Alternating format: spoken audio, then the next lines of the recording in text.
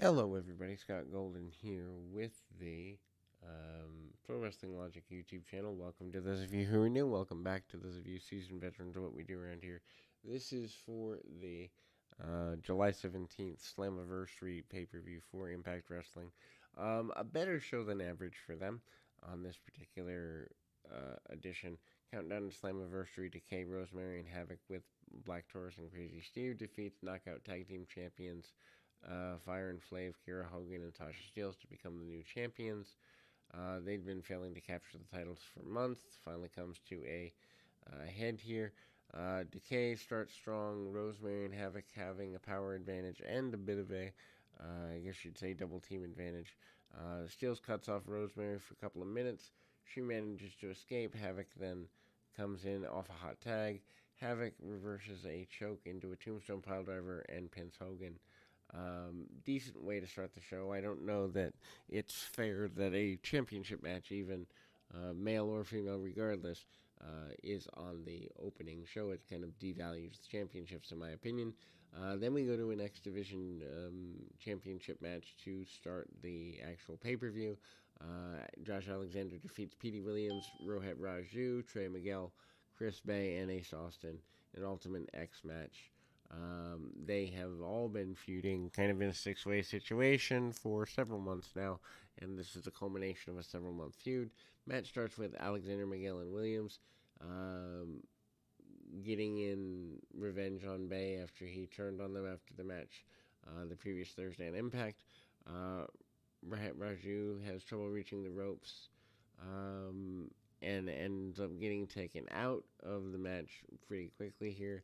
Alexander takes him out later on. He actually grabs the ropes and toss it over the corner ropes and climb vertically to get to the title. Miguel is there and brings him down, and then he tries to get the hook in again, but gets taken away, fails again. A couple of spots outside the ring and a combination dives kicks from Austin that ended up with Austin by himself going for the title, only to get tossed over the top into a pile of wrestlers that are waiting for him. Submission chain applied. Alexander hangs from the ropes as he gets an ankle lock on Bay. That's connected. The rest of the wrestlers already in submission holds on the mat. Very convoluted spot, but is a cool visual, I guess. Canadian Destroyer on Bay. Petey Williams is hanging from the ropes and drops into Bay, and he's in an electric chair type position on the shoulders on Alexander. It ends up going okay, but it could have gone very badly. Comes down to Raju again making it to the ropes and gets the title, but once again Miguel cuts him off hard way, and then Alexander and Bay fight for the title, hanging on the ropes, and then their hands are even, and they manage to save Austin, who flies in the springboard. Alexander finally drops, and Bay and claims to and wins the title. Gia Miller interviews Don Callis about his thoughts. Main event tonight. He blames Tommy Dreamer for Kenny Omega having to wrestle in a no DQ match tonight. Callis says that he'll be there with Omega, and Callahan won't be able to kick out of the one-winged angel. Matt Cardona and Chelsea Green defeats Brian Myers and Tennille Dashwood, Caleb with a K, and Sam Beal on the outside for Myers. Cardona and Myers have been feuding for several months. Myers brings Tennille into things last week, gets him even with Cardona. Cardona brings in Green. Green is obviously his either fiance or wife, one of the two, but they have a personal relationship outside of the ring, so that makes sense that they would be there. They have matching attire and basically a blend of the old Lauren Von Ness hot mess run for Green and her Chelsea Green related work. She's working with a cast on her arm. She is cleared to wrestle, however, and this is confirmed early in the match. Match starts with Dashwoods and Green trying to go at it, but they're separated by the gentleman. Myers cuts off Cardona inside, and then they have men versus men and women versus women rules. Myers then gets heat on Cardona, but Dashwood does aid Myers to keep Green off the apron with Cardona trying to tag in. Green then comes up with a hot tag, but it doesn't last long. Myers distracted, allowing Dashwood to take her out. Dashwood also tries a low blow. Cardona is behind the referee, but Cardona has a protective cup on. Finish sees Green hit a destroyer on Myers, and then the unprettier on Dashwood for the win. Fine enough match, I guess. W. Morrissey defeating Eddie Edwards. This is unfortunate because I don't necessarily see much of Morrissey going forward in terms of, yes, they're going to push him because he's big, but where's it actually going? Story of the match is Edwards has a strong submission game and mat game, but he's outpowered. Morrissey gets himself momentum with the power and hurts Edwards, but he can't cut off the momentum completely. Edwards goes for a dive. Morrissey catches him in the middle of the air and choke slams him onto the apron for a tease of a count-out victory. Morrissey tries to attack him outside the ring, only for Edwards to catch a Boston Knee Party for another count-out tease. Finish sees Edwards hit a Blue Thunder Bomb and go for another Boston Knee Party, but Morrissey hits him behind the ref's back with a big boot, and Edwards recover for Boston Knee Party, sending Morrissey to the floor. He gets a chain and hits Edwards with it, and then hit a power bomb, picking up the win. Match is fine. Finish was rather flat. Morrissey now has a little more direction, but I don't know that he goes into a title program or anything like that, so where do you go with him long term? Moose cuts promo on Sabin, and he says that it's a mistake to try and wrestle Moose. There is a vignette that says long live the King of Drama. Don't know where that's going. Shura and Madman Fulton come down to the ring, annoyed being banned from the Ultimate X match. They get in the referee's face. D'Amore comes out to address the situation, brings out two men to wrestle Fulton and Shura, which is then Juice Robinson, and David Finlay defeating Fulton and Shura. Squash match, which is a bit surprising with a guy like Fulton. I think there's more in Fulton than they're giving him credit for. Even before the match started, the team of Shura and Fulton aren't exactly getting along very well, and they are kind of going at it with each other. Finjuice used this to get the upper hand on them, and Finjuice gets a win within a minute on Fulton. I don't know that Fulton dropping the fall is the best for business. I also think Fulton has a lot more than Impact has given, and having a unique talent to them would be a good idea. Chris Sabin defeats Moose, which I think is horrible, because I think Moose is the best homegrown talent they have, or as close to homegrown as Impact has these days. Anyway, story between Moose and Sabin goes back to when Moose injured James Storm in order to qualify for the Under Siege main event several months ago. Power versus speed match.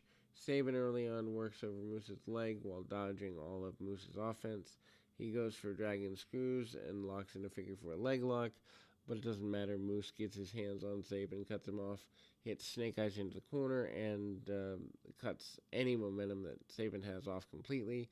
Moose works over Sabin by tossing him from corner to corner, chopping him, much to the delight of the fans, and mostly torturing him with slams. And then he gets cocky and goes for a second rope moonsault. Sabin finally dodges and gets enough time to breathe and recover.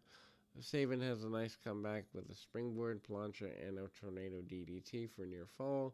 Sabin goes to the top rope, but unfortunately Moose jumps and hits a revolution by Sabin and rolls into the ring to avoid the pin. Moose follows pop-up bomb on the apron and basically sends him into the guardrail. Does the count-out tease, but doesn't really go anywhere. Back in the ring, both men exchange pin reversals. Sabin gets the win over Moose with a roll-up. Not a bad match, but the the decision was just goofy in terms of booking. But again, most bookers at this point are trying to do the Russo thing of adding surprise for the sake of surprise, even if it doesn't make logical sense. Good Brothers Carl Anderson and Doc Gallows defeat the Impact Tag Team Champions Violent by Design, Joe Doring and Rhino, with Eric Young and Diener, Rich Swann, Willie Mack, and Falaba, and No Way, which used to be No Way Jose, to become the new champions. Swann and Mack rekindled their friendship about a month ago. TJP was pulled from the match at the last minute, so Falaba brought in No Way Jose, now going simply by No Way. And then rules of the match allow 2 men in the ring at a time.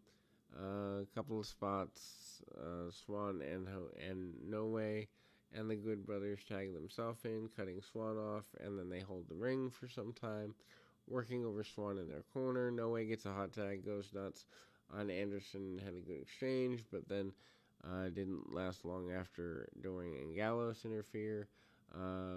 Decent sequences enough. Everybody hits their blah blah blah spots, and then starting with Swann and Fala, ending with Doring getting a near fall on No Way. Rhino sets up a go where Anderson jumps in and hits a magic killer, and the Good Brothers win and regain the titles. I don't know. I guess I would say that going back to the Good Brothers is just a nod to AEW more than anything else. I don't know that storyline wise this makes sense. Knockouts champion Deonna Purrazzo defeats Thunder Rosa to retain the title. I think they easily could have done more with this. Purrazzo's run over the Knockouts division for about 8 or 9 months now. She's looking for challengers. Gail Kim announced that if she was secure enough to make an open challenge, then she'd have a surprise opponent for her, and that's Thunder Rosa. Match starts with a bunch of mat wrestling sequences and reversals and counters, and they basically go at each other pretty assertively, aggressively, and transitions into some lucha teases and near falls on both sides. Rosa picks up momentum. Purrazzo catches her on the ropes and hits the divorce cord on the arm, starts working on the arm. Rosa doesn't allow Purrazzo to get much of an advantage, but you can see she's in pain. She keeps going after her and with the arm, and then drop kicks. But it takes one mistake for her to get a hold of Rosa's arm and gets her into a submission. Rosa makes several attempts to counter the submission. Purrazzo has the arms, and Rosa gets a good near fall with a top rope foot stomp, but doesn't get everything she wants on it. They exchange chops and kicks before Rosa goes into the Thunder Driver, only to get reversed into a roll up and a knee. And then Purrazzo then hits Queen's Gambit and wins out of nowhere. Match could have been a little bit better, give it a little more time, and I would have promoted this because Thunder Rosa is probably one of the hottest women in wrestling right now, but I guess the surprise was worth it to a degree. After the match, Purrazzo is about to cut a promo. Mickie James comes out, making her return to Impact. She greets fans and told them that she's responsible for inviting Purrazzo to NWA Empower, which is an all-women's event. Purrazzo tells her to get out. If she really respected her, then she'd have allowed her to have her moment. And then this is a challenge towards the Empower main event. The next Impact special, Homecoming, is on July 31st. Bound for Glory taking place in October in Las Vegas. They tease participation of AEW, AAA, and New Japan and Impact all in one place. Impact World Champion Kenny Omega with Don Callis defeating Sami Callihan in a no DQ match to win the title. This is the right decision. It would have been a backward step for Omega to have lost here. Basically, Callihan jumps Omega from the beginning and goes right after him, goes for the Cactus Special for a near fall.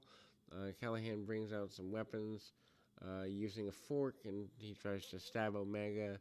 Omega escapes the fork attack, and Callihan gets him with a pizza cutter and then tries to go for a sunset flip. Omega is busted open.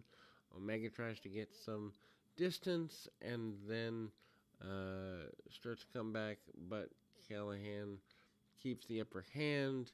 It isn't until Callahan gets a bit too cocky and tried to do the Terminator dive, and Omega catches him with a trash can lid and other weapons. Omega hits the You Can't Escape moonsault with a garbage can, but only get to 1 count. Omega then goes for an early win, but Callahan, one winged angel, but Callahan escapes and gets 2 count with an O'Connor roll out of it, right into the kick out. Callahan's tossed into a chair, wedged in the corner, and he gets busted open. Omega uses the fork to add more blood. Omega goes for the fight continuing on the floor. Callahan escapes and ultimately breaks up a foot stomp. Omega then goes for a Snapdragon on the apron. Callahan blocks the table spot and pile drives Omega through the table. Callahan brings out a sheet of plywood and power bombs Omega through it, hitting a backbreaker under a garbage can. Ouch. Callahan follows up with a barbed wire chair, and then he tries slamming Omega onto it, but Omega woke up, escaped the power bomb, and Callahan is into the chair and then delivers his first V-trigger. Omega hits a superplex into a pile of trash, and then Omega hits V-triggers, but Callahan recovers, hits a tombstone into the barbed wire chair for a near fall. Omega relies on powder in the eyes to blind Callahan, but Callahan hits a pile driver on the referee. Omega couldn't get the win while the referee's down, and Omega takes out a second referee. Good Brothers try to interfere. Eddie Edwards and Chris Sabin cut them off. Omega survives the package pile driver, and Callahan escalates things further when he brings out thumbtacks. Callis directs Callahan to save Omega with the V-trigger, stabbing his knee pad with tacks for another V-trigger, making Callahan swallow tacks for a third V-trigger, and finally hits the one-winged angel into the tacks for the win. Post-match, Anderson, Gallows, and Callis join Omega for celebration. The lights go out, and Switchblade Jay White makes his Impact debut. They faced off and teased the two. Sweet, Finjuice runs out, and after White only, and White hits the Blade Runner on Juice and then leaves, and we close the show. Overall, good for Impact, but not a can't-miss show by any stretch of the imagination. We'll be back with more right after this.